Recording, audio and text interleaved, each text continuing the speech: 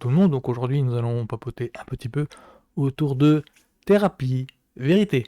Donc moi je m'appelle le Cyborgien et si je fais ces vidéos c'est pour essayer de partager un petit peu de ma passion. Donc thérapie, vérité ou shrinking en VO, shrinking qu'on pourrait traduire par écrasement, donc quelque chose où le poids nous écrase. En tout cas, c'est créé par Jason Segel, que l'on connaît plus comme un comédien. Dans How I Met Your Mother, c'est lui qui joue Marshall, le mari de Lily. Mais je crois que je le connais aussi pour un truc qui s'appelle Sansa Arianova avec Mila Kunis et Kristen Bell. Créé aussi par Bill Lawrence. Alors Bill Lawrence, moi je le connais surtout pour la sitcom Scrubs. Alors tout de suite, thérapie vérité, on est à un milieu de Scrubs niveau délire, niveau excentricité. Et dans les créateurs, on peut voir aussi un certain Brett Goldstein. Alors Brett Goldstein, je ne le connais pas du tout. Je me demande si la pâte doux amère, ça viendrait pas de lui par hasard. Ou alors c'est simplement que je ne connais pas assez la filmographie de Jason Segel et de Bill Lawrence. C'est possible aussi. En tout cas, les trois auteurs, c'est donc Jason Segel, Bill Lawrence et Brett Goldstein. Ouais, parce que Thérapie Vérité, pour te dire, alors c'est pas une sitcom, c'est pas une série humoristique à la Scrubs, c'est pas aussi délirant que ça, fantaisiste que ça.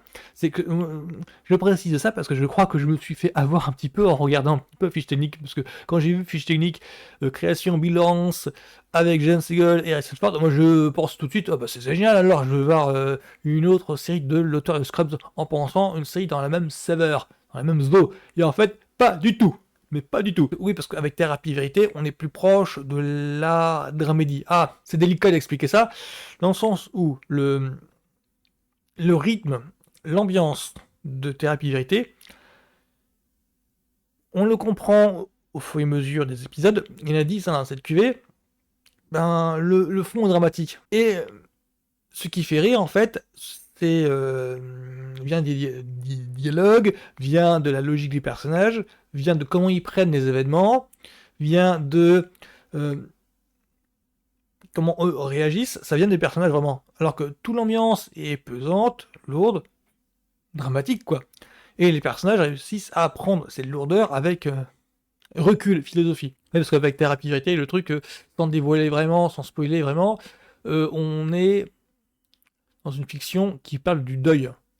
C'est-à-dire de la perte de l'être aimé. Comment on réagit face à ça. Comment on gère en fait l'absence d'une personne qui était le pilier de notre quotidien. Disons que c'est une série sur le deuil, c'est une série sur l'absence, c'est une série sur comment les personnes qui sont proches de nous peuvent gérer l'absence de l'être sur qui elles comptaient le plus. J'essaye d'être super évasif parce que c'est délicat à expliquer, parce que c'est une série tout en sensibilité en fait. Et le fait que ce soit des comiques, que ce soit des personnes qui sont habituées au registre comique, qui œuvrent dans ce sens-là, c'est quand même puissant, c'est lourd, quoi. Je pense à Jason Segel qui, I Meet Your Mother, il avait fait aussi un film avec Kristen Bell, je sais plus le nom d'une film, mais voilà, c'est le fait que Bill Lawrence pour Scrubs, le fait que des personnes aient œuvré dans ces gens-là avec tant d'excentricité, vraiment, ça donne à cette thématique-là, c'est costaud. J'aurais peut-être dû commencer par ça, par le pitch, pour rentrer en détail ensuite. Alors, le pitch, tout simplement. Oui, avec Thérapie Vérité, on est avec trois psychiatres qui cohabitent, qui partagent le même cabinet. Trois psychiatres qui affrontent chacun des épreuves de la vie. Jason Segel, par exemple, affronte un deuil, tandis que Harrison Ford, lui, c'est la pré-retraite, quoi. C'est qu'est-ce qu'il attend après. Il n'est pas à la retraite, je crois qu'il est en pré-retraite seulement. Il sent à la fin approcher, quoi. Il sent que il va s'en aller bientôt. C'est vraiment le personnage typique du, je dirais pas du papy, mais du mec qui a tout vu, tout vécu, et puis c'est bon, maintenant il prend ce qui arrive en fait, comme il le sent, mais vraiment avec humour, quoi. Moi ça m'a fait délirer, rien que pour ça, pour avoir un Harrison Ford dans le rôle d'un vieux, et non pas d'un mec qui n'accepte pas de vieillir, ça m'a fait délirer. Harrison Ford est déjà en lui-même, il est déjà énorme dans ce registre-là. Je pensais pas qu'il pouvait être aussi bien. C'est en cela que je dis que Thérapie Vérité est assez puissant en fait dans les émotions. C'est vraiment une série en toute sensibilité. Oui, parce qu'on voit trois, entre guillemets, cellules familiales, mais pas stables du tout par rapport à cette notion d'absence. Parce que chacune, en fait, a des trucs à gérer mentalement. Pour donner une idée de l'ambiance, je mettrai Thérapie Vérité à côté des films. Alors, Juno avec Ellen Page et Happiness Therapy avec. Alors, c'est Jennifer Lawrence, c'est Bradley Cooper. Voilà, il y a aussi Robert De Niro dedans. Ouais, dans Happiness Therapy, je crois que le concept, enfin le pitch, se tournait autour de Bradley Cooper, qui incarne un homme qui a tout perdu, sa femme, son boulot, tout, se retrouve forcé de revenir dans la maison de ses parents. Et donc de retrouver en fait tous les contacts de l'époque, tous ces vieux potes de l'époque. Je crois que dans le film il y avait un effet de le mec doit repartir, en fait c'est un nouveau départ pour lui dans sa vie tout, et c'est que comment lui il fait pour repartir en fait, alors que toute sa vie en fait qu'il a essayé de construire pendant des années, il a tout perdu d'un coup. Donc il y a une espèce d'ambiance un petit peu dramédie sur le fait que ses parents le voient toujours comme l'ado qu'il était, enfin comme le gamin qu'il était, alors que le mec c'est un adulte quoi. C'est un petit peu un sentiment bizarre. Ouais, je ne parlerai pas après de Jennifer Lawrence parce que le film démarre vraiment avec la rencontre de Jennifer Lawrence, mais ce sera un petit peu spoiler le film. Et Juno, c'est un film avec Ellen Page réalisé par Jason Reitman. Alors le pitch c'était. Alors je crois que le pitch concept c'est une ado qui a l'habitude de vivre en marge, se tape un mec dans la logique du coup d'un soir, tombe enceinte. Et là c'est un petit peu le truc du comment elle fait pour gérer ça, comment essayer d'avoir une grossesse, mais en restant en fait dans son identité propre. Comment faire pour rester un petit peu isolé à l'écart alors que du coup elle devient un centre d'attraction de tout le monde. Pour revenir à Thérapie Vérité, c'est à peu près le même sentiment. On voit des personnes qui essayent de retrouver pied dans leur quotidien alors que l'événement qu'ils ont vécu là, enfin ils sont plein de tragédies là, les force à prendre du recul sur tout. Oui, c'est que les personnages que l'on suit sont psychiatres. Donc ils savent quel travail personnel intérieur effectuer. C'est le travail qu'ils conseillent de faire à leurs patients. Mais le problème c'est que là ils ressentent les émotions, donc ils se retrouvent, ils réalisent à quel point c'est contre-intuitif. Ah, comment expliquer ça? Disons que Jalen Segel, le personnage Thérapie Vérité là, le personnage principal du coup, vit frontalement quelque chose, doit essayer d'exécuter quelque chose, il a l'habitude de conseiller, que dans son travail il a l'habitude de conseiller, aux personnes qui viennent le voir pour les confessions, alors que il a du mal à gérer ça lui-même émotionnellement. Disons qu'il subit en fait la différence, mais vraiment c'est un mur de réalité pour lui, entre la raison, ce que lui en tant que psychiatre conseillerait, et les émotions, ce qu'il est en train de vivre en fait. C'est ce qu'il doit gérer en fait. Il est conscient qu'il doit gérer d'une certaine façon les différentes étapes du déni. Donc il y a une différence entre la raison et les émotions.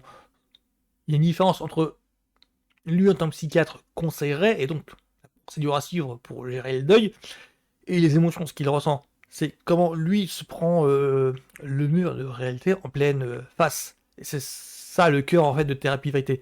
On le comprend au fur et à mesure des épisodes. La série dure 10. Et donc au fur et à mesure on comprend que ah oui d'accord, donc il doit gérer tout ça, donc c'est pas évident, je comprends mieux la lourdeur du truc, je comprends mieux la gravité des événements, je comprends mieux pourquoi est-ce que le mec fait des réflexions qui partent un petit peu dans tous les sens, je comprends mieux pourquoi il a les relations un petit peu bizarres avec ses proches, oui c'est sa façon lui de gérer le truc, c'est pas évident, donc c'est une série qui prend son temps pour raconter son postulat, mais une fois qu'on l'a compris, au bout de 3-4 épisodes, c'est bon, on a cerné le propos quoi. Et la série devient vraiment... On aime bien la regarder en mode chill, en mode paisible, parce que ça détend en fait de voir que oui, les personnages ont des problèmes, ils sont tous un peu au casque, mais c'est agréable de voir qu'ils arrivent finalement à gérer une tragédie de façon paisible. D'où le côté ambiance zen du truc. Pour moi, Thérapie Vérité, c'est un petit coup de cœur parce que je ne m'y attendais pas. C'est que je pensais que ça allait être une série excentrique, farfelu, dans la même lignée que Scrubs par exemple, parce que Scrubs pour moi c'est énorme, c'est le même créateur, et au final non, et c'est puissant émotionnellement par rapport aux thématiques, aux émotions que rencontrent les personnages. C'est une série très émotive, très, très tout en sensibilité. Donc pour moi c'est énorme. Donc à cet égard-là, chapeau à Jalen Segel. Et je suis désolé, mais il ne sera jamais pour moi le Marshall, le mari de Lily dans Oh I Met Your Mother, Lily alias Alyson Hannigan. Là, il a un travail dramatique à faire. Et là, il est à l'aise en fait dans le registre dramatique. Je ne m'y attendais pas. Je crois qu'il a joué aussi Sextep, mais alors moi j'ai pas vu le film, mais ça a l'air d'être une comédie un petit peu pipi cracra. En tout cas dans cet exercice-là, je ne le connaissais pas et ben chapeau bas. Donc Julian Segel. Je crois que je suis de plus près de celui-là. Et aussi chapeau à Harrison Ford parce que moi je pensais qu'il allait se la jouer un petit peu les Nielsen dans Y a-t-il une flic pour sauver le président.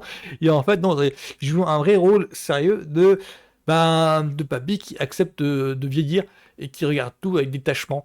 Et il est très bon dans ce truc-là. C'est un exercice auquel je ne m'y attendais pas, auquel je n'étais pas habitué à le voir, et il est en forme, il est encore là, le Harrison Ford. Et aussi très content de retrouver un visage familier des sitcoms des années 90. Elle en faisait un paquet à l'époque. Alors je parle de Wendy Malick. Wendy Malick qui est associée pour moi à... voilà, elle interprétait Nina Van Horn, je crois. Et dans les années 90, elle a tourné un paquet, on pouvait la retrouver dans Dream On, dans MacGyver, dans Dynasty, La Réunion. Ah, dans Young Sheldon, elle joue la présidente Hagemeyer, ok. Ah bah comme ça je suis au courant. Oui, Young Sheldon, je suis en train de me la faire, je suis arrivé à la saison 2. Non, ouais, donc Thérapie Vérité, ça s'appelle Shrinking. Je crois que c'est une série que l'on peut trouver sur Apple. Renouvelée pour une 3e saison, je crois. Ben, c'est amplement mérité. C'est vraiment pas une série fun, mais c'est une série qui sort vraiment des sentiers battus. Mais je suis pas du tout habitué à chroniquer ce genre de série, donc c'est pour ça que je me sens un petit peu mal à l'aise. Mais ça fait du bien de changer de temps en temps. Je suis habitué, moi, à plus des Chicago Fire, des Law and Order, on va dire des fictions qui traitent ces thématiques-là, mais avec des gros sabots. Et là, c'est de voir d'autres séries qui traitent ces thématiques-là, ces story arcs-là, mais tout en sensibilité et en comptant vraiment sur les acteurs avant tout. Donc voilà, donc c'est Thérapie Vérité, Gillian Segel, Harrison Ford, création Bilance, entre autres.